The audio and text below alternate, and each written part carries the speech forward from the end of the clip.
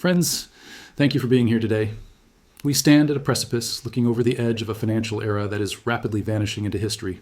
As we gather here, the clocks on the wall are ticking down the final seconds of a world we once understood, a world where commodities flowed freely and prices were dictated by fair trade, but that world is effectively gone. What if I told you that the price of silver you see on your television screen or banking app is essentially a ghost, a remnant of a financial reality that ceased to exist 48 hours ago? And asking you to consider the gravity of our immediate future. What if the global supply chain for strategic metals has already fractured beyond repair, leaving us with less than 36 hours before the world wakes up to a violent economic reset? These are not hypothetical questions designed to instill fear. They are the urgent realities of the present moment. Today is Wednesday, December 31st, 2025. We are entering the final countdown.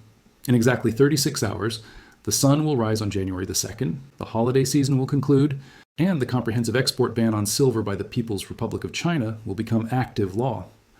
While the markets wait for Thursday to react, the damage has already been done.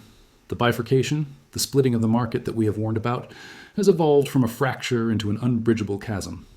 This discussion will dissect the anatomy of this collapse, analyzing the three distinct realities of price that have emerged: the massive run on physical inventory by industrial giants, and the quiet yet desperate bailout operations occurring within the Western banking system. We are witnessing the end of paper manipulation and the violent return of physical discovery. To understand the magnitude of the events unfolding, we must first anchor ourselves in the immediate context. It is New Year's Eve, 2025. Traditionally, this is a time of low volume, quiet markets, and reflection.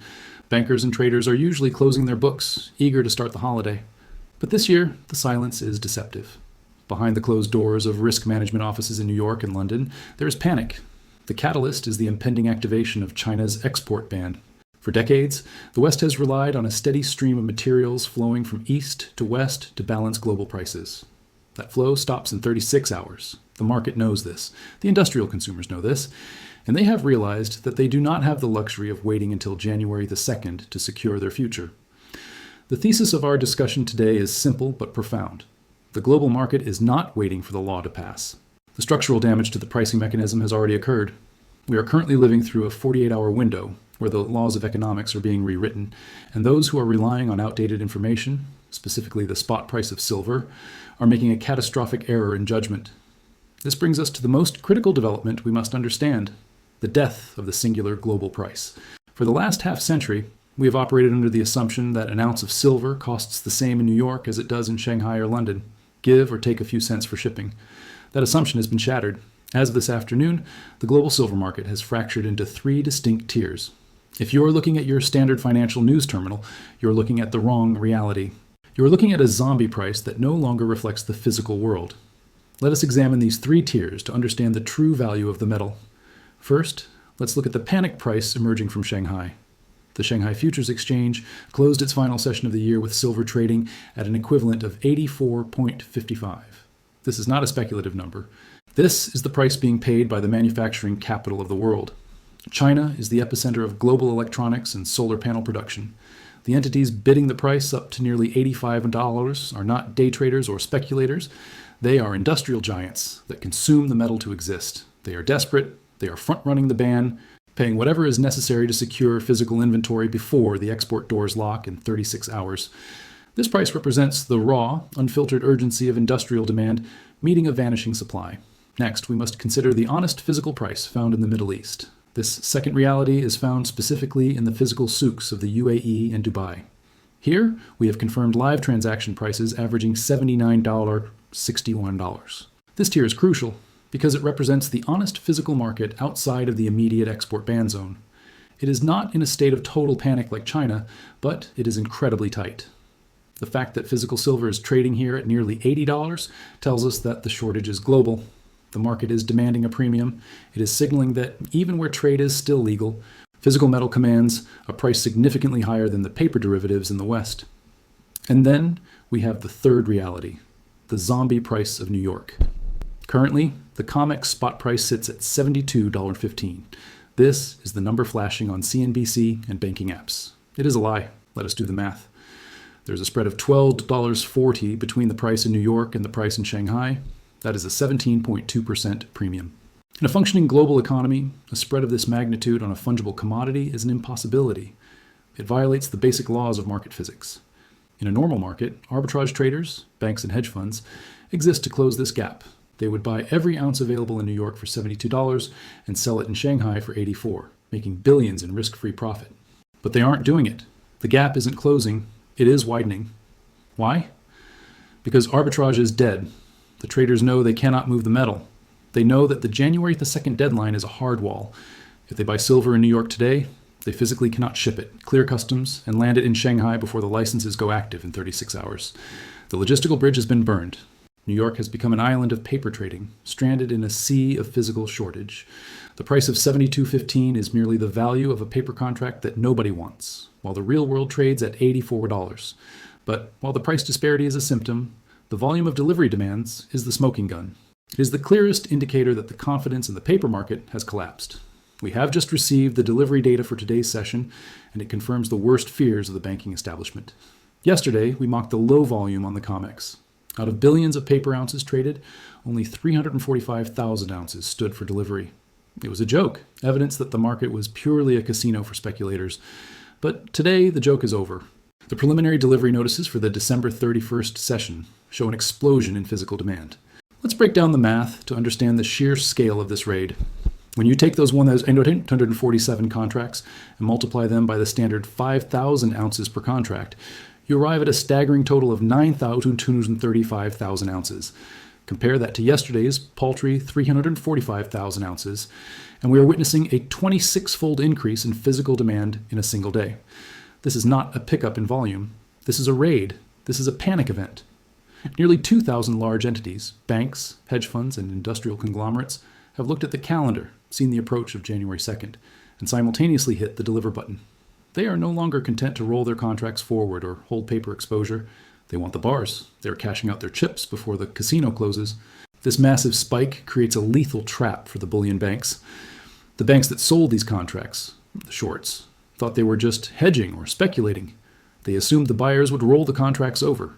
Now, suddenly, they must find 9.2 million ounces of physical silver immediately. They are trapped in a liquidity death spiral. If they try to buy the metal in Shanghai, they must pay $84. If they go to the UAE, they pay $79. Yet they sold the contract at $72. They are forced to buy high and deliver low, locking in massive losses on millions of ounces. This dynamic is draining their liquidity instantly. This crisis in the metals market is not contained. It is now causing a hemorrhage in the general banking system. The stress is so acute that the Federal Reserve has been forced to intervene with emergency liquidity operations during a holiday week. We have confirmed that the Fed executed a second emergency repo operation today. Yesterday, they injected $3 billion, and today they added another $2.8 billion. This brings the total to $5.8 billion in emergency cash pumped into the banking plumbing in just 48 hours. To put this into perspective, $5.8 billion is more than the market capitalization of most mid-tier mining companies. It is enough cash to purchase nearly 80 million ounces of silver at current prices. Yet, the banks burned through this cash in 2 days just to stay solvent. Why do they need this money? They need it to cover the spread. The bullion banks, likely JP Morgan, Citibank, and Bank of America, are bleeding cash trying to settle these physical deliveries. They are borrowing from the Fed to finance the purchase of metal at premium prices to satisfy the delivery demands of contract holders who refuse to be settled in cash. And we are seeing the stress fractures appear in the bank's own reports. Whispers from trading desks indicate that JP Morgan has quietly increased loan loss provisions for their commodities division by $400 million overnight. You do not provision that kind of money for a rainy day. You provision it because a storm is hitting your portfolio right now. Similarly, insiders at Citibank report unprecedented delays in processing physical delivery requests, using administrative time as an excuse, which is banker code for we don't have the silver and we are scrambling to find it. Reports on Bank of America suggest delivery timelines for large orders have extended from the standard 2 days to nearly 2 weeks. They are trying to source metal from London or ETFs because the New York vaults are running on fumes. The $5.8 billion bailout is the invisible evidence of the crash. The price on your screen may say $72, appearing calm, but the balance sheet of the Federal Reserve is screaming that the building is on fire. While the Western banks attempt to plug holes with paper dollars, the physical reality in the East is one of total depletion.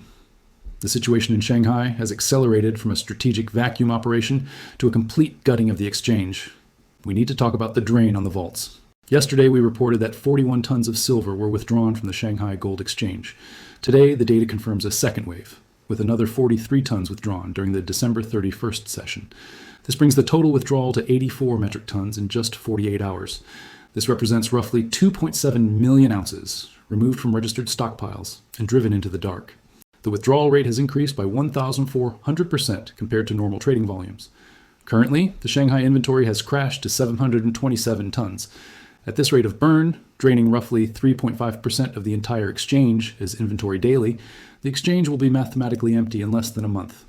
However, markets do not go to zero linearly, they snap. We are watching the beginning of an exponential run on the vault. This hoarding isn't just happening at the exchange level, it has triggered a corporate panic that spells the end of just-in-time delivery. Who is taking this metal? It is the state, strategic reserves, and battery conglomerates like CATL and BYD. But the panic has trickled down to the global corporate boardroom. For 20 years, the global manufacturing economy has run on just-in-time delivery. Companies held minimal inventory to maximize cash flow. Today, that philosophy died.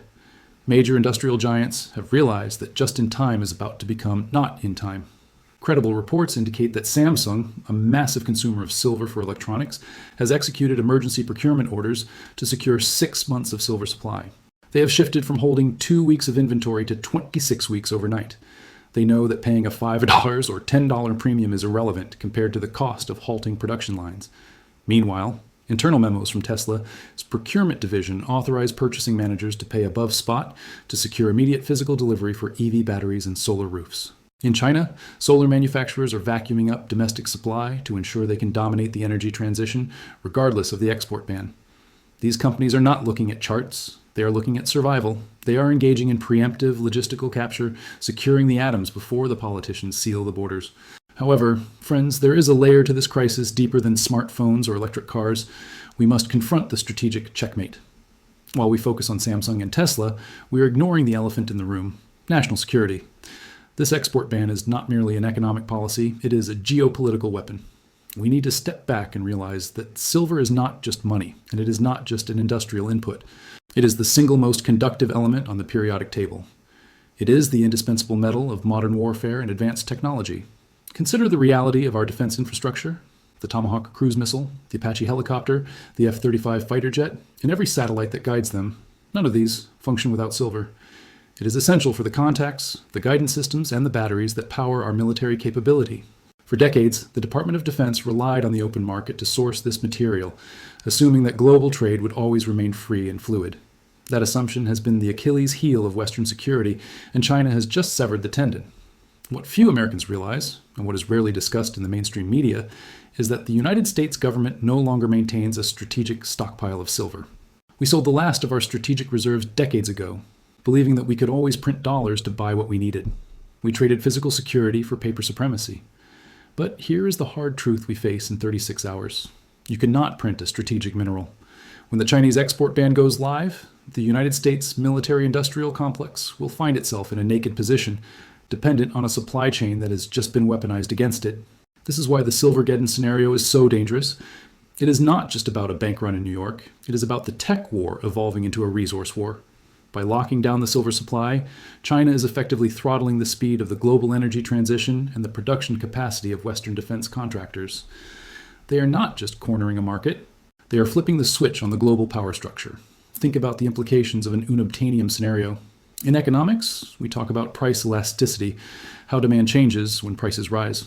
But for strategic defense, demand is inelastic. The military needs the silver regardless of the price. Whether silver is $72 to $84 or $500 an ounce, Raytheon and Lockheed Martin must buy it. When you combine an infinite willingness to pay with a mathematically finite supply, the price ceiling doesn't just rise, it disappears. It becomes undefined. We are watching a masterclass in asymmetric economic warfare. The West has spent years focusing on financial engineering, creating derivatives, and suppressing the paper price of gold and silver to maintain the illusion of a strong dollar. Meanwhile, the East has been playing the long game of physical accumulation. They have used the artificially low prices set by our own banks, to drain our vaults and build their own stockpiles. Now, they are closing the trap. The export ban is the final move in a decades-long chess match. It is the checkmate that declares your paper money has no power here. Before we look at the retail impact, we must address the most potent catalyst of all. The green energy paradox and the historical echo of 1971. If we pull back the curtain on the government's grand plans for the future, we find a mathematical impossibility that is about to collide with reality. We are told that the future is green, that we are moving toward net zero, and that the internal combustion engine is a relic of the past. We have laws on the books right now in California, in New York, and across the European Union that mandate a total shift to renewable energy by 2030 or 2035. But here is the secret they are not telling you. The green revolution is not powered by good intentions. It is powered by silver. Every solar panel that is installed on a rooftop contains roughly 20 grams of silver. Every electric vehicle that rolls off the assembly line requires up to 2 ounces of silver for its contacts, shielding, and battery management systems. This is not optional. You cannot swap silver for copper or aluminum without degrading the efficiency to the point where the technology fails. Silver is the best conductor of electricity known to man, and in a world that is becoming fully electrified, it is the lifeblood of the grid. So consider the paradox we face in 36 hours. The Western governments have legally mandated a massive increase in the consumption of silver to build solar farms and EVs. At the exact same moment, the world's largest producer and refiner of silver, China, is turning off the tap. This is the definition of a price singularity. You have a government mandate effectively holding a gun to the head of the utility companies, forcing them to buy metal at any price to meet legal targets. And you have a supply shock that removes a third of the global float. What happens when an immovable political mandate meets an unstoppable supply shortage? The price doesn't just rise, it goes vertical. The Green New Deal, the Inflation Reduction Act, the Paris Accords, all of these massive political projects are effectively giant short positions on silver. They are betting that there will always be enough cheap metal to build the utopia. That bet just soured. The politicians have written checks that the geology of the planet cannot cash, and certainly checks that the Chinese Communist Party has no intention of honoring. And this brings us to a terrifying historical parallel. I want you to cast your minds back to August 15th, 1971. That was the day Richard Nixon stood before the cameras and temporarily suspended the convertibility of the dollar into gold. He told us it was to stop the speculators. He told us it was to stabilize the economy. But what he actually did was default on the American promise. He severed the link between the paper currency and the physical asset. We are living through the final chapter of the book that Nixon opened that day. For 54 years, we have lived in a fiat currency experiment, where money is nothing more than confidence in the government. But confidence is a fragile thing, and what China is doing with this export ban is effectively a Nixon shock in reverse. Nixon said, "You cannot have our gold, you must take our paper." China is saying, "We will not take your paper, we will keep our silver." It is a rejection of the Western financial system. It is a declaration that the era of printing money to buy real resources is over. We are witnessing the remonetization of strategic assets. In the 1970s, when the link to gold was cut, we saw a decade of stagflation, where prices soared and the economy stagnated. The price of gold went from 35 to 850. The price of silver went from 1.50 to 50. But the crisis we face today is potentially far worse than the 1970s. In the 70s, the US was still the world's creditor. We still had a massive manufacturing base. Today, we are the world's largest debtor, and we have outsourced our critical supply chains to our geopolitical rivals. We are vulnerable in a way we have never been before. When the realization hits the general public, not just that silver is expensive, but that their currency is losing the ability to purchase the essential components of modern life, the psychological shift will be violent. This is what the Great Reset actually looks like. It isn't an orderly transition planned by Davos. It is a chaotic repricing of reality where those holding paper assets find themselves impoverished, and those holding real assets find themselves protected. The green energy narrative serves as the perfect trap. It creates inelastic demand. The government cannot easily walk back its climate goals without losing political legitimacy.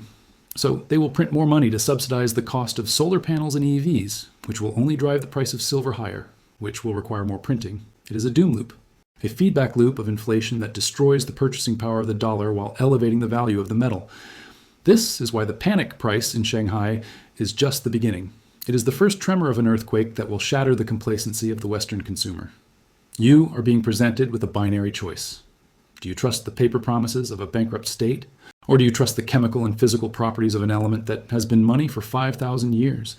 The export ban forces this choice upon us. It removes the illusion of abundance and leaves us with the stark reality of scarcity. I want to pause here for a moment and ask for your perspective on this. Does it concern you that the United States has zero strategic silver reserves, while China is effectively cornering the market for military-grade materials? Let me know your thoughts in the comments below, because this is a national vulnerability that affects all of us. Finally, we must look at what this decoupling means for Main Street and the individual buyer. The disconnect between the paper price and the physical price is most visible at your local coin shop or online dealer. If you attempt to buy an ounce of silver today at the spot price of $72.15, you will find it impossible.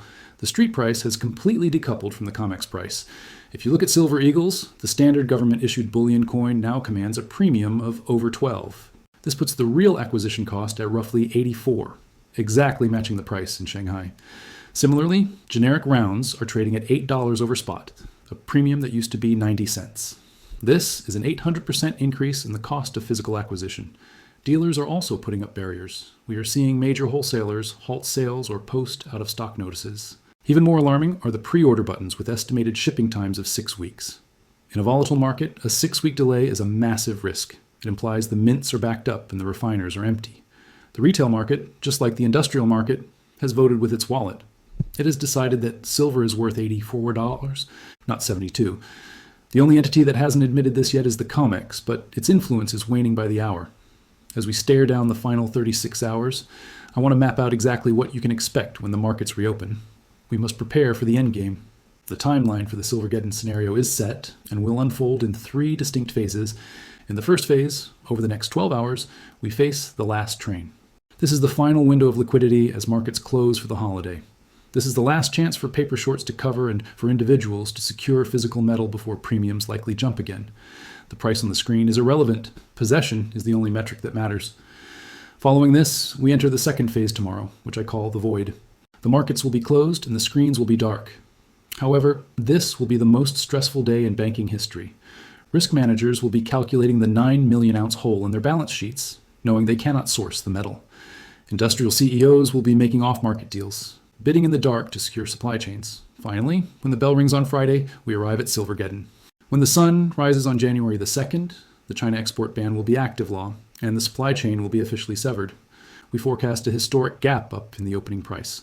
The algorithm in New York will attempt to teleport the price from $72 to match the reality of $78, $80, or $84. Concurrently, watch for smaller dealers and industrial suppliers declaring a force majeure, a legal default. They will tell clients they cannot deliver metal due to unforeseeable government actions and will offer to settle in cash.